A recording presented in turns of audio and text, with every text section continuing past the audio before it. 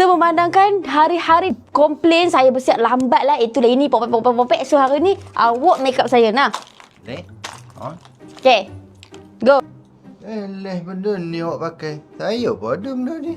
Alah, saya memang pakai benda ni juga. So, awak rembat saya punya. Hello, excuse me. Saya punya lagi banyak pada awak. Yolo, kau first pakai moisturizer. Ha lah. Lambat awak ni pakai banyak nak mampu lah.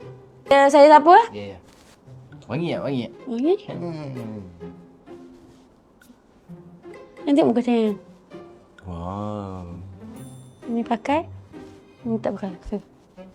Love ke tak? Love. Best lah.